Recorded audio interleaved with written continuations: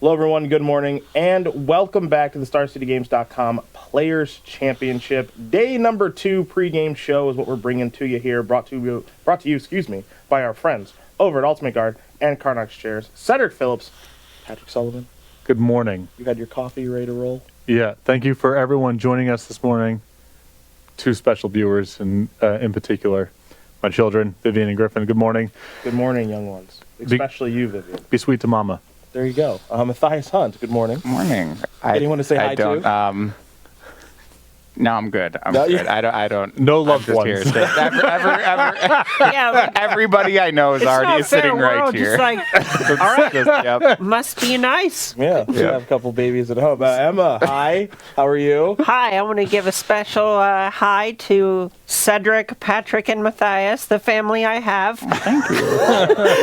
We're all here, and we're ready to talk about day number 1 of competition, what happened. We're going to review that and set you up for day number 2 here pretty quickly this morning. Day number 1 was a pretty lengthy marathon affair where we figured out the 4 players that are out of the competition, the players that have 4 buys in day number 2 of competition. So we'll quickly start by reviewing that by taking a look at what happened in our first group play in Legacy. We see the groups, the pods, Group A with Oliver Tomiko, Zan Said, Joe Lissette, Abe Corrigan. Oliver was able to win that one, Emma, with 4-color Mentor. What stood out to you during that group's play?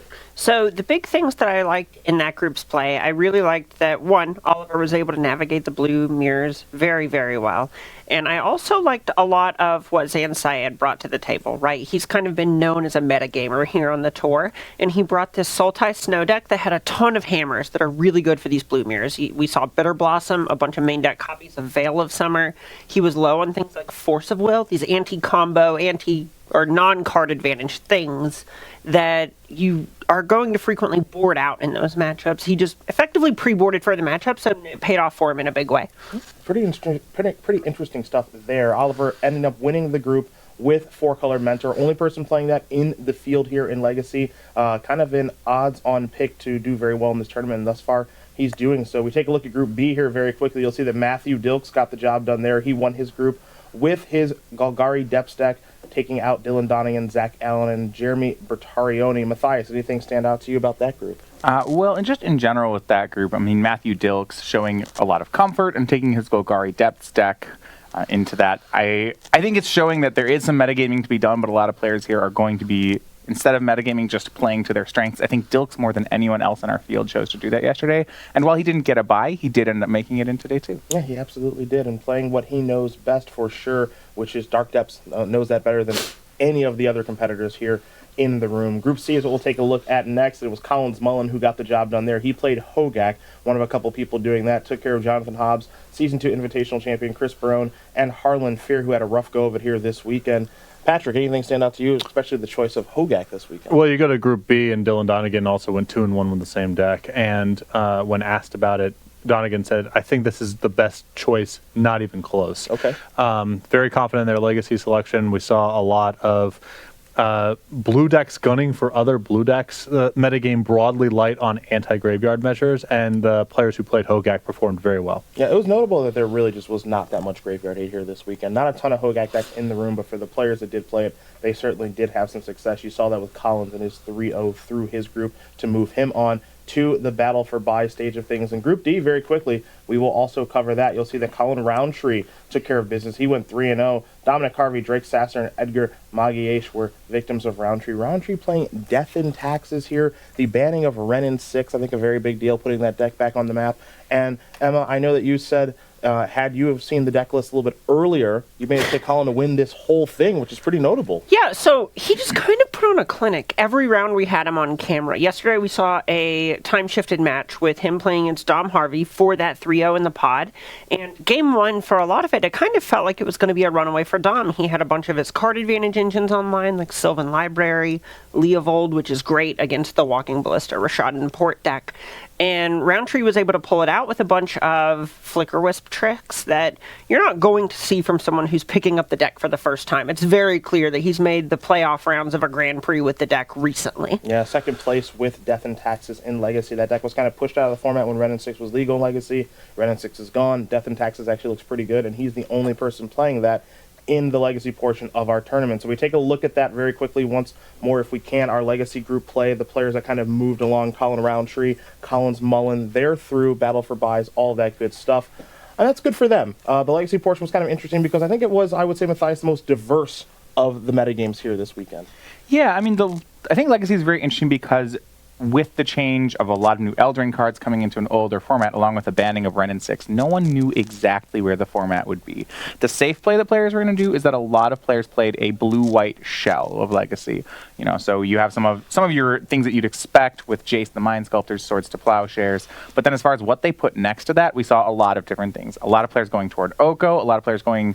Some of them even going more old school, playing things like accumulated knowledge. So while, you know, it kind of feels to me like you'd expect out of an Eternal format of here are the staples you're supposed to be playing, but from there it's really unclear where to go. I think it was kind of interesting and notable, Patrick, that we just really didn't see any Delver strategies, which is something you're kind of used to seeing in the format. Delver, we had an Izzet Delver player there in Drake Sasser. We had a Grixis Delver player in Jonathan Hobbs, but of the 16 players, only 2 players really kind of doing the tempo-y, wastelandy, daisy thing. We don't really see, at least this tournament, not a ton of it. Well, the snow structure allows these blue decks to play around Wasteland pretty easily, and I've always felt that the blue control decks of the format for years in different sort of permutations are favored against Delver, assuming that you can build the mana base in such a way that you aren't exposed to Wasteland. And now with Astrolabe and a bunch of basics, that's where we're at.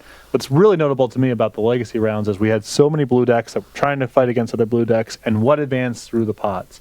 In Group A, you had Tomiko, but that was a very blue-saturated pod. Yep. And then you had Death and Taxis, Hogak, and Golgari Depths winning the other pods. Very good point. So the players who actually tried to metagame, play a little bit outside the box, who in 3 of the 4 cases had no blue cards in their deck, those were the best performing decks. And it really speaks to, I think, the incentives to try to metagame. In something like the Players' Championship where the field's really tight, you're not going to have a huge edge on play skill, and so you got to be picking up your edges in your deck selection. There are players who went a little bit outside the box, performed much better than the people who were trying to out-blue the blue mirrors. Yeah. Well, that's a really, really good point. I think what I would say to that is, this is Legacy. This is a situation where decks in the format have had years of tuning and getting the deck list right. And you see the decks that are at the top are the boring ones. You know, Death and Taxes, this deck I don't think got any new cards in 2019. We had Hogak, which, okay, that's a new deck, but that is a very stock list. And these players who are trying to innovate 10 to 20 cards in their deck, I mean, sure, maybe an answer is there, but saying that you're going to find it and be able to compete against these decks that are very well tuned, I just don't think they had it. Yeah, it's interesting to note that those blue decks where people were really trying to out-blue each other, some players, as you mentioned, had Predict. Some had accumulated knowledge, so on and so forth. Matt Dukes came with a hammer in Dark Depths. Colin Roundtree played a deck that he's been playing for a long time in Death and Taxes that is now viable again with the banning of Wrenn and 6.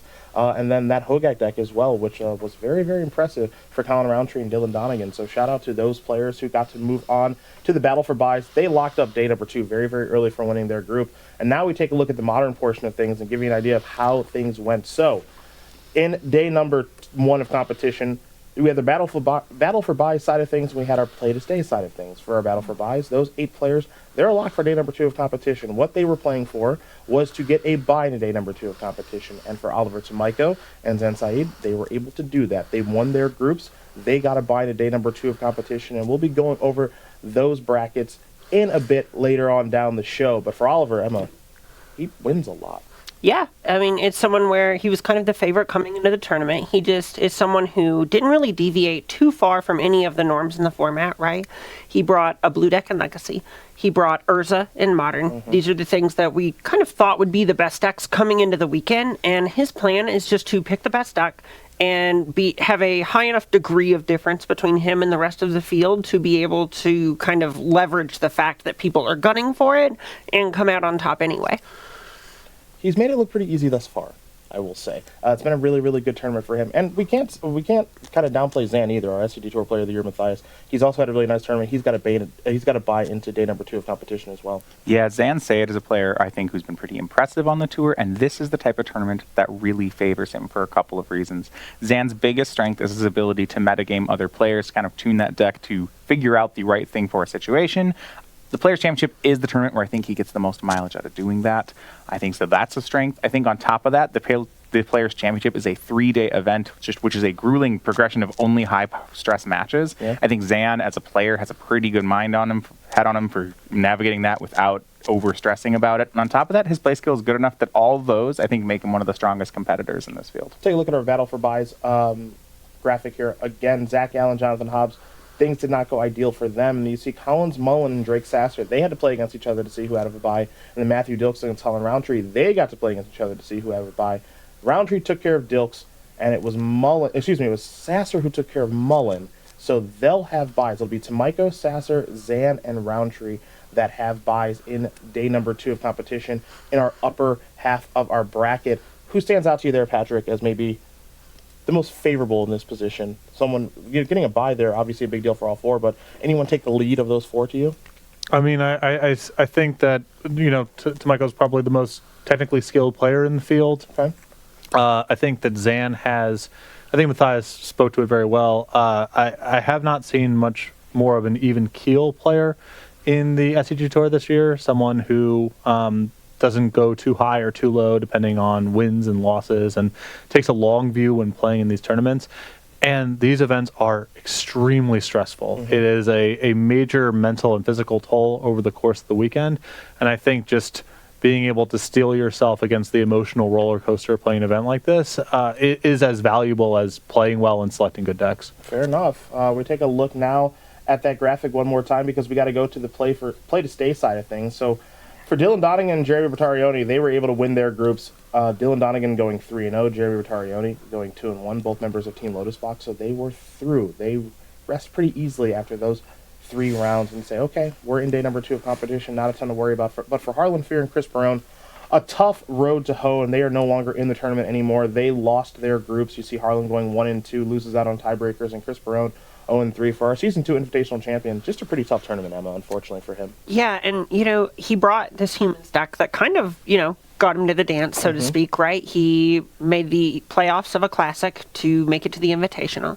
He obviously just mopped the Invitational a few weeks ago. Yep. And so, he wanted to run back this humans deck, but it felt like people were really gunning for it. A lot of the Urza decks, for example, had moved away from this sort of inbred Karn the Great Creator artifact hate strategy towards a more removal heavy plan, and that really punished the deck. I'm curious what went wrong here for Harlan Fear too, someone who's been so consistent all year long, Matthias, and I thought that Modern would certainly favor him. Harlan's had a great year, and someone's going to get knocked out of the tournament, of course, but maybe more of an earlier exit for the captain of T-Nova than was expected.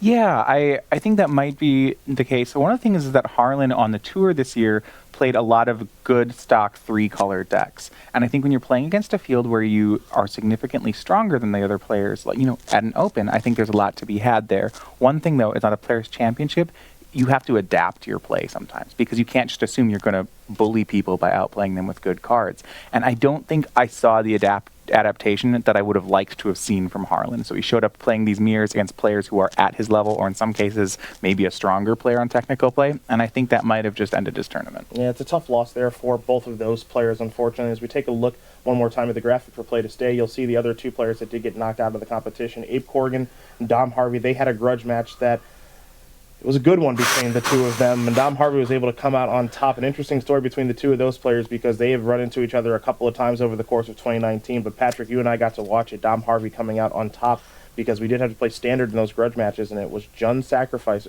barely edging out Simic Flash. Those were 2 classics that those 2 played against. Yeah. Abe Corrigan, just to stay alive, just to get the opportunity to play that match, lost game 1 against Dominic Harvey, mulligan to 4, won that game, and then the match to even get in the position to play that match, which was also an absolute classic. Yeah. Dominic Harvey's game 2 in that match in particular, I think, is going to be one of the greatest matches played in Player Championship history. Yeah, I mean, barely edging him out in that second game, fighting a drill bit to resolve a God Eternal Bantu in combination with Mayhem Devil to deal lethal, and then coming all the way back and winning game number 3. Harvey does move on to day number 2.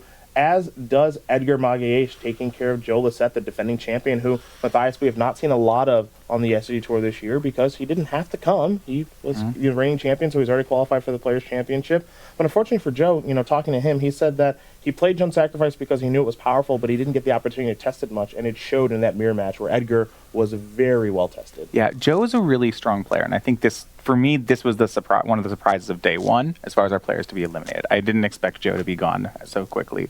At the same time, this field has gotten, I think, technically very strong compared to Players' Championships past, and also the fact that these are all new decks across the board in each format. That's something that for Joe Lissette, a player who really values his preparation in each format. I mean, I talked with him. He likes to be 50 to 100 matches in with a deck before playing at a tournament. But if he has to do that with 3 new decks, he doesn't have time for 300 matches of practice. And I talked with him, and he said he just didn't have the reps in Standard, and he knew that going in. Yeah, and that makes Jund Sacrifice a really tough choice because that deck is incredibly powerful. But Emma, you know this better than anybody. If you haven't played it a ton, you're going to miss out on some triggers, some points of damage, so on and so forth, and not maximize your ability to get every edge that you can get with such a powerful strategy. Yeah, absolutely. We saw Edgar just kind of put on a clinic in a lot of ways on what was important and how you needed to posture all of your resources in the matchup. I know, just speaking a little anecdotally here, I've put in about 5,000 words over on the website over the course of my last couple of articles on sort of the tips and tricks of Mayhem Devil, posturing for different matchups, and it still feels like there's a lot that we're learning just watching these matchups from the truly experienced players. Yeah, and Peter Goglowski, of course, winning Mythic Championship 7 with Jund Sacrifice, putting that deck further onto the map. We all know at this point that it's a very good deck, but there's a lot going on decision-wise, mulligan-wise, sideboarding-wise, all of it. But if you can harness it, you can go undefeated in the Mythic Championship like Canister did and hoist the trophy. And perhaps we see some players do well with the deck here as well. 4 players brought it to the table here this weekend. Joe Lissette is out, but some others are through into day number 2 of competition. And we'll take a look at that graphic to show you day number 2 of competition. Here's your setup, folks. Colin Roundtree, Oliver Tomiko, Drake Sasser, and Zan Saeed. They all have buys into round number 2 of day 2 of competition. So you see our matchups. Jerry Rotarioni against Dominic Harvey. That's Simic Ramp versus Jund Sacrifice. Matthias, I'll start with you. Any idea or any pick on who you think wins that matchup there between the Ramp deck versus Sacrifice?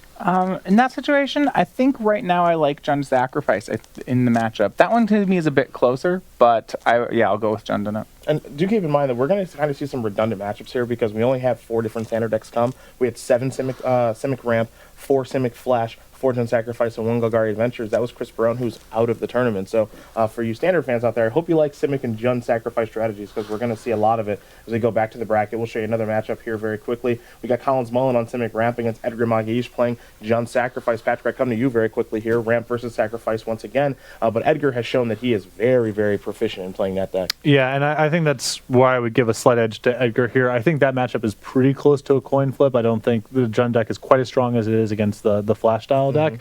But Edgar just demonstrated a lot of proficiency in his match against Joe Lissette, and with the deck that intricate, so many decision points, the game goes on for a really long time typically, and that's another thing that opens up more decisions to make. I think Edgar acquitted himself very well yesterday, and I expect him to do the same today. Edgar certainly felt like that was his best deck of the 3 that he's playing. He's really excited to play Standard here this morning, and we're looking forward to watching him play it. Other side of the bracket here very quickly. Emma, we've got Dylan Donegan on Simic Ramp against Jonathan Hobbs playing Simic Flash. Matchup-wise, it's pretty close, but we know that Hobbs loves the Flash strategy. Yeah, absolutely. This is a matchup that I think a lot of times is going to come down to the play-draw dynamics of the matchup. We want to see the Flash deck sort of get to ramp spell into protect things with its Frilled Mystics and so on. But if we see, say, the ramp deck on the play starts getting out Hydroid Crisis early, which you can't counter. Well, you can counter the body, but you're still going to get the cards and the life for your trouble. I think that the ramp deck could end up coming out ahead if that were to happen. Yeah, that matchup is very close, very back and forth, because there are times where that Flash deck plays a Paradise Druid on 2 on the play and starts playing its 4-mana spells ahead of schedule, and then it's really tough for anybody to catch back up then. And as we take a look at our last matchup, it'll be Matthew Dilks on Jund Sacrifice against Zach Allen playing Simic Ramp. Patrick, I'm going to come to you because I know these are 2 of your favorite players here in this competition. You're not going to pick against Matthew Dilks, are you? You could never do that. That's your guy. No. I didn't think so. Too funny. Great jacket this weekend. Again, it's just another case of, I think the matchup is very close. I think there's going to be a ton of decision points, and the burden is largely on the Jund Sacrifice player to navigate it well because they're the one making the lion's share of the sort of tactical decisions on the battlefield. So it's going to come down to that. Dilks is a player who never lacks any confidence, and he's actually weirdly at his most confident here this weekend. More of a reserved guy, but he's kind of opened up his personality a little bit. If we've been on the floor chatting with everybody on our breaks, and Dilks, look, he's very confident here this weekend. He's got Golgari Depths, which is a deck he knows incredibly well. He's got Amulet Titan, which is a deck he knows incredibly well. And he's been saying that Corvold is Gristlebrand, so I think he's somewhat confident in his pick with Jund Sacrifice. That might be a little bit hyperbolic, but we'll see. I mean, I will say this, Corvold Matthias, incredibly powerful card in that deck. Yeah, I mean, that's one of the things we saw in that Jund Sacrifice mirror match, just as once this ball gets rolling, just how many of the cards scale as you get more pieces of the puzzle out. Yeah, and that deck is incredibly powerful once it does get rolling, so we'll see if Dilks is able to harness that deck. It does seem within his range to be able to play a deck like that, though. These intricate kind of mid-rangey decks that do have explosive capabilities to them in Golgari Depths, which is a little bit faster, more of a combo-y deck, but Amulet Titan kind of plays a mid-range game that Dilks is very familiar with.